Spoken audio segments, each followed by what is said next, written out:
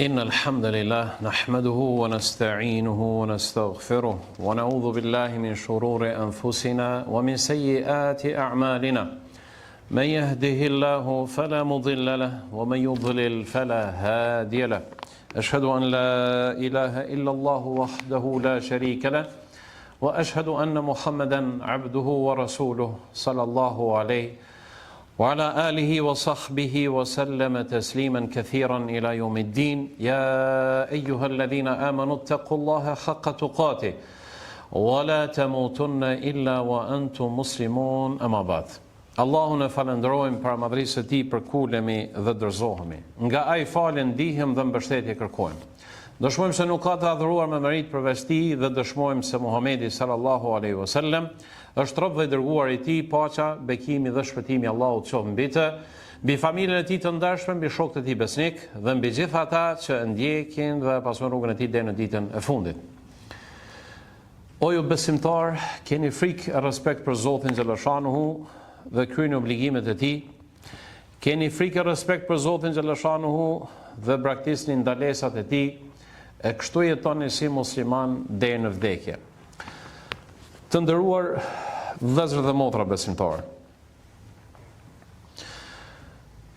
Njeriu nga natyra e tij është krijesë e mangët.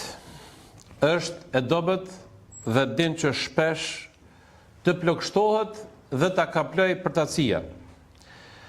Në shumicën e rasteve, njeriu nuk ka fuqi të mjaftueshme për ta vazhduar rrugën e tij drejt punëve të mira.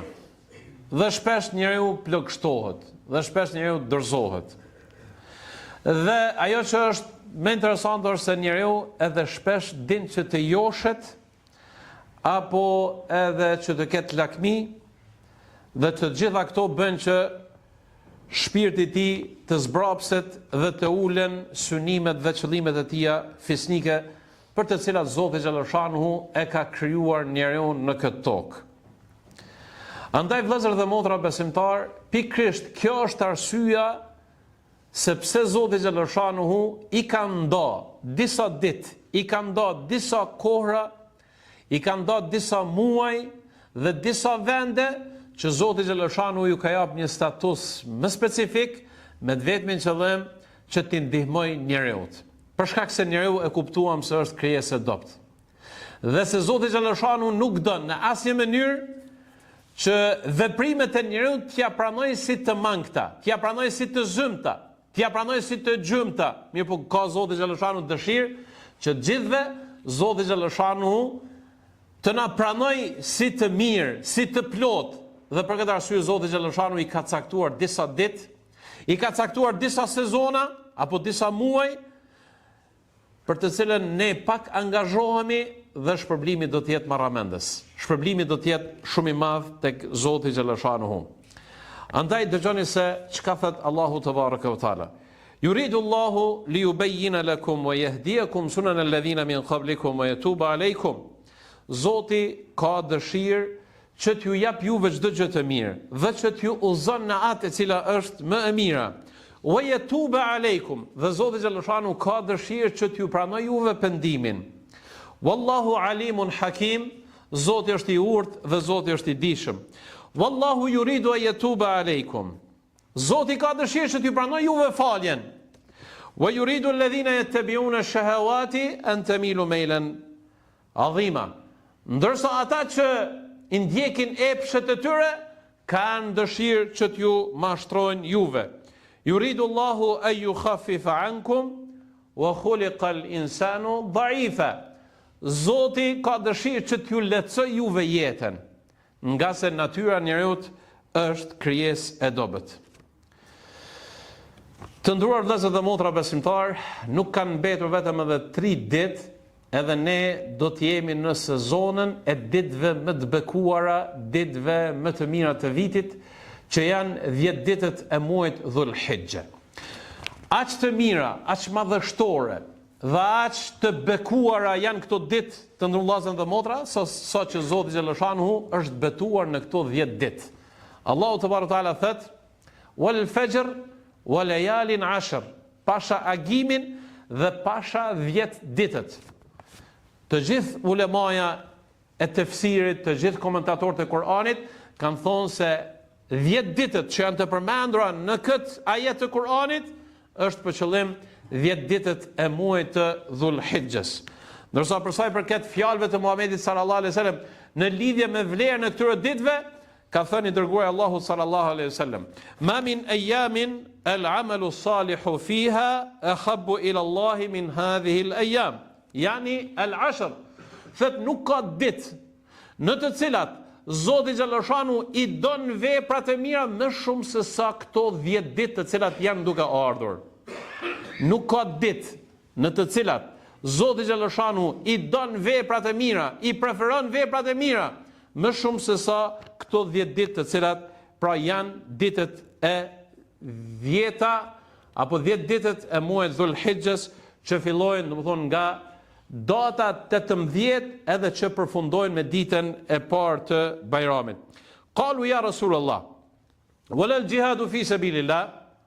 Qala wala al-jihadu fi sabilillah illa rajulun kharaja bi nafsihi wa malihi falam yarji' min dhalika bi shay. Kur e ka ngrit lart vlerën e këtyre ditëve Muhamedi sallallahu alaihi wasallam dhe na ka inkurajuar neve që të bëjmë vepra të mira, sahabët i kanë thonë: "O dërguari i Allahut, e as gjihadi i cili bëhet në rrugën e Zotit Xhaleshanu jashtë këtyre ditëve nuk ka vlerë më shumë se sa veprat e rëndomta të cilat bëhen gjatë këtyre ditëve?" Ka thënë Muhamedi sallallahu alaihi wasallam: "As gjihadi i cili bëhet jashtë këtyre ditëve në krahasim me veprat e mira të rëndomta, më të ulta se sa gjihadi që bëhen gjatë këtyre 10 ditëve të muajit të Dhul-Hijjes. Illa rajulun kharaja bi nafsihi wa malihi wa lam yarji' min dhalika bi shay." Thot përveç një njeriu i cili me pasurinë e tij, me jetën e tij, me gjakun e tij, me çdo gjë që posedon, e ka flijuar veten për hatër të Zotit Xhaleshanu. Andaj vëllezër, vepër më të madhe se sa me radhë dëshmor nuk ka. Vepër më të madhe se sa me radhë dëshmor për hatër me ngrit lart fjalën e Zotit Xhaleshanu në konceptin fetar nuk ka. Andaj Zoti Xhaleshanu për mi ngrit vlerën e këtyre 10 ditëve që janë duke ardhur, ka treguar se nëse një vepër e thjeshtë, nëse një vepër e rëndom, për shembull, përmendja e Zotit, lutja, dhikri, sadakaja, respekti ndaj prindërve, bamirësia ndaj njerëzve, morali mirë, gjitha këto vepra të cilat janë më të vogla se sa xhihadi, bëhen gjatë këtyre ditëve, kanë shpërblim të Zotit Xhaleshanu më shumë se sa xhihadi i cili bëhet jashtë këtyre ditëve përveç një njeriu i cili ka flijuar dhe ka sakrifikuar çdo gjë. Andaj vëllezër dhe motra, besoj që ky është hadith i mjaftueshëm me na vëdësu gjithë neve se neve jemi para disa ditëve, jemi para një dhjeçe, para një dekade, 10 ditëshe që është me vlerë jashtëzakonisht shumë të madhe. Për këtë arsye Muhamedi sallallahu alaihi wasallam dhe bashkëshortët e tij i kanë agjëruar të gjitha këto 10 ditë. E kulminantja këtyre ditëve vëllezër dhe motra është dita e Arafatit, që është dita më me vlerë e vitit. E për ditën e Arafatit inshallah do të flasim në javën e ardhshme.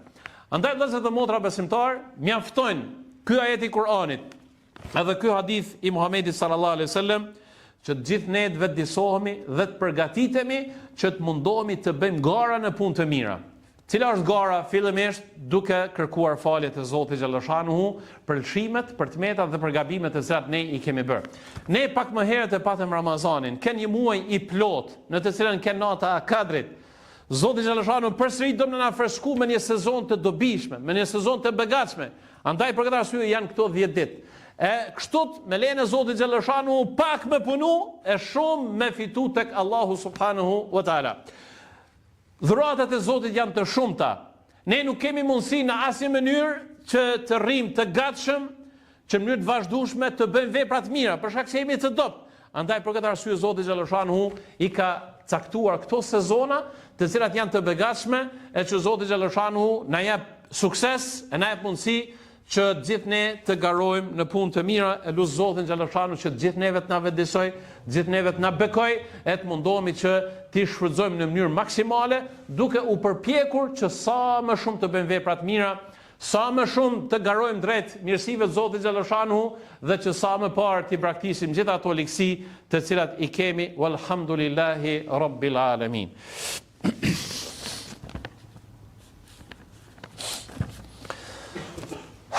Alhamdulillahi wahda, wa salatu wa salamu ala man la nabiyya ba'da amma ba'd. Përsëri e falenderojmë Allahun subhanahu wa taala. Dërgojmë salavatin mbi Muhamedit alayhi salatu wasalam, mbi familjen e tij të ndershëm, mbi shokët e tij besnik dhe mbi gjithë ata që ndjekin dhe pasojnë rrugën e tij deri në ditën e fundit. Të ndrum vllazën, pse pikërisht këto ditë janë të zgjedhura? Për shkak se në këto ditë Zoti xhallashanuhu e ka bërë obligative haxhin për përmbushjen e shtyllës së 5 të Islamit. Feja jonë islame i ka 5 shtylla kryesore. E ato janë thënia e shahadetit, ashhadu an la ilaha illa Allah wa ashhadu anna Muhammeden Rasulullah. Me gojë e them, e pohoj dhe besoj me zemër, me shpirt se nuk ka të adhuruar me merit përveç Zotit dhe se Muhamedi sallallahu alaihi wasallam është rob dhe i dërguar i tij. E dyta, shtylla e dytë e Islamit është falja e namazit, që janë 5 namaze obligative në ditë dhe që është namazi i xumas një herë në javë, e që janë 2 bajramet në vit. E treta, dhënia e zeqatit. Nëse posedon pasuni që është e ruajtur te ti 10.000 euro parafërsisht, obligohesh me jap 250 euro për nevojtarët. Ndërsa shtylla e katërt është agjerimi muajit të Ramazanit, që obligohemi një muaj të plot të agjerojmë, të abstenojmë nga uji dhe nga pija dhe nga marrëdhëniet intime. Dhe e pesta është haxhi. E pikërisht në këto 10 ditë kompletohet shtylla e 5 e Islamit që është haxhi. Vetëm gjatë këtyre ditëve bëhet haxhi. Në këto ditë Zoti xhallashanuhu e ka përmbushur, e ka plotësuar dhe e ka përkryer fenë e tij islame. Andaj për këtë arsye Zoti xhallashanuhu na ka obliguar neve që ta bëjmë haxhin. Thot Allahu te bartala, "Walillahi 'ala an-nasi hajjul bayti man istata'a ilayhi sabila." Dhe për Zotin bëni haxhin për ata që kanë mundësi udhtimi deri tek ajo. Muhamedi sallallahu alaihi wasallam ka thënë: "Ya ayyuhan nas, o ju njerëz, Zoti xhallashanuhu qad faradallahu aleikum al-hajj fa hujju." Zoti ju ka obliguar që ta bëni haxhin dhe ju kryeni haxhin. Dikush prej pranishmëve i tha Muhamedit sallallahu alaihi wasallam: "A kemi për detyrë çdo vjet ta kryjm haxhin o dërguari i Allahut?" Muhamedi alayhi wasallam ka heshtur. 3 herë ka thonë: "A kemi për detyrë çdo vjet ta bëjmë haxhin, ashtu siç është zeqati dhe siç është për shembull axhirimi i Ramazanit?" Muhamedi sallallahu alaihi wasallam ka heshtur dhe në fund ka thonë: "Po të kisha thënë po, atëherë Zoti e kish obligu haxhin dhe ju nuk keni mundësi mi bë haxhin çdo vjet." Andaj për këtë arsye haxhi është obligim për atë person i cili ka mundësi shëndetësore, ka mundësi materiale dhe i plotson kushtet një herë në jetën e tij. Ka thënë Muhamedi sallallahu alaihi wasallam: "El hajjul mabrur laysa lahu jazaan illa al-janna." Haxhi pranuar nuk ka shpërblim tjetër vetëm se xhenetin. Gjithashtu kemi ajete dhe hadithe të shumta të cilat inkurajojnë që sa më parë, sa më shpejt muslimani ta kryejë këtë obligim të Zotit xhallashanuhu. Ndër hadithet të cilat neve na inkurajojnë që secili prej neve ta merr seriozisht kryerjen e haxhit është hadithi Muhamedit sallallahu alaihi wasallam, për të cilën ka thënë: "El-hujjaj wal-umar waftullah." Thot haxhit dhe umrexhit. Haxhit dhe umrexhit janë musafir të Zotit xhallashanuhu. Mjafton me qenë musafir i Allahut. Mjafton me pas këtë status. Haxhit dhe umrexhit janë musafirët e Allahut subhanahu wa taala. Nëse ata e thrasin Zotin, Zoti do t'ju përgjigjet atyre. Wa in istaghfaruhu ghufira lahum. Nëse ata kërkojnë falje, Zoti do t'u afal mëkatet e tyre. Ka thënë Muhamedi sallallahu alaihi wasallam, thot: "Secili prej jush, momentin ku t'i jepet mundësia, le ta kryjnë sa më shpejt haxhin, nga se askush prej jush nuk e din se çka do t'i ndodh atij." Andaj, kur ulemaja dietarët e kanë komentuar këtë hadith të Muhamedit sallallahu alaihi wasallam, kanë thënë se nëse tek një person i moshës së rritur janë plotësuar kushtet që ta bëj haxhin, le ta bëj haxhin sa më shpejt, për shkak se nuk e din se çka do t'i ndodh. A do të smuhet, a zotruna do të vdes, a do t'i komplikohet jeta sa më shumë, kështu që sa më parë kryeni obligimin e Zotit xhallashanuhu. Për këtë arsye Omer radiallahu ta'ala anhu ka qenë shumë i rrep dhe ka qenë shumë rigoroz në këtë çështje, duke thënë: "Laqad hamamtu an ab'atha rijalan ila hadhihi al-amsar falyanzuru kullu man kana lahu jidda wa lam yahujj." thët kanë vendosur që t'i dërgoj disa përfaqësues të shtetit në provincat e shtetit islam, dhe që t'i vëzhgojnë gjithë ata që kanë mundësi mi kry haxhin dhe nuk e kryjnë haxhin. Dhe pastaj ka thonë një fjalë shumë të rrezikshme, Omer radiallahu ta'ala anhu ka thonë felejshu bil muslimin. Thët ata nuk janë musliman nëse e shtyjnë haxhin. Në një rast ka thonë Omer radiallahu ta'ala anhu feljemutu jehudin au nasranien. Thët le të vdesin ose si krishter, ose le të vdesin si hebrej, e të mos vdesin si musliman, nëse i kanë mundësit materiale, mundësit fizike, dhe kanë përgatitje në mundshme dhe nuk e kryjnë haxhin, obligimin e Zotit xhaleshanu. Të nderuar vëllezër dhe motra besimtar, qyteti jon, për sa i përket qytetet të mëdha, është njëra ndër 7 qytetet të mëdha të Republikës sonë. Edhe jo rastisht edhe kemi numrin 7 në tabelat e makinave.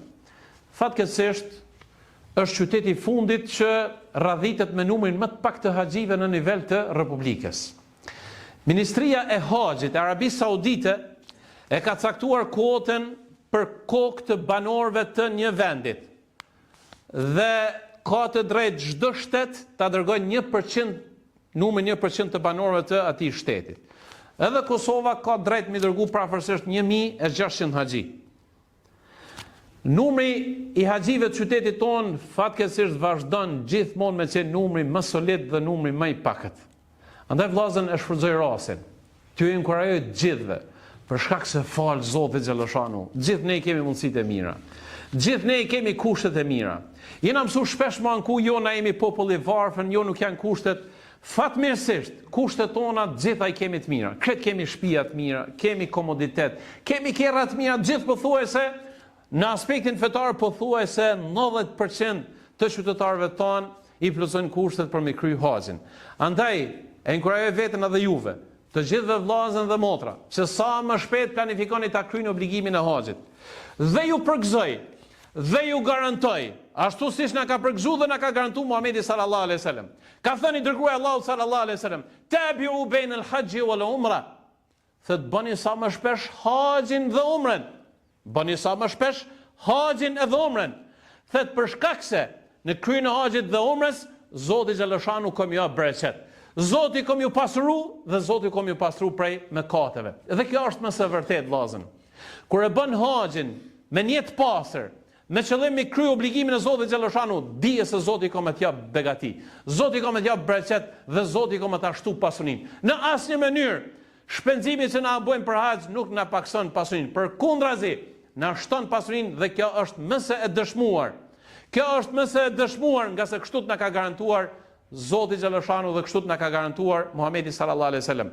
Andaj edhe një herë inkurajoj që gjithë ne të fillojnë përgatitemi dhe ta bëjmë një plan për 2, 3, 4, 5 vite, secili për neve kemi mundësi të deponojmë parat edhe të përgatitemi për haxh, e që ndoshta na duket një shumë e madhe, mirë, po nuk është edhe aq e madhe në momentin kur ne shkelim këmbën në vendet e bekune dhe shohim se vërtet ja ka vlet me investu për këtë udhim. Zoti na lehtësoft gjithëve që ta kryjmë obligimin e haxhit, e Zoti ju amundsoft gjithë haxhive që janë bën një jetë si vjet për munis me kry vizitën e Çabës, inshallah Zoti i bekon, inshallah Zoti ju jep shëndet dhe inshallah Zoti ju pranon e kthehen në shtëpitë e tyre ashtu siç i kanë lindur nënat e tyre të pastër nga mëkatet. Walhamdulillahi rabbil alamin. Inna Allaha wa malaikatahu yusalluna ala an-nabi ya ayyuhalladhina amanu sallu alayhi wa sallimu tasliman kathira. Allahumma salli ala Muhammadin wa ala ali Muhammad kama sallaita ala Ibrahim wa ala ali Ibrahim innaka Hamidum Majid. Allahumma barik ala Muhammadin wa ala ali Muhammad kama barakta ala Ibrahim wa ala ali Ibrahim إنك حميد مجيد. إن الله يأمر بالعدل والإحسان وإيتاء ذي القربى وينهى عن الفحشاء والمنكر والبغي يعظكم لعلكم تذكرون وأقيموا الصلاة.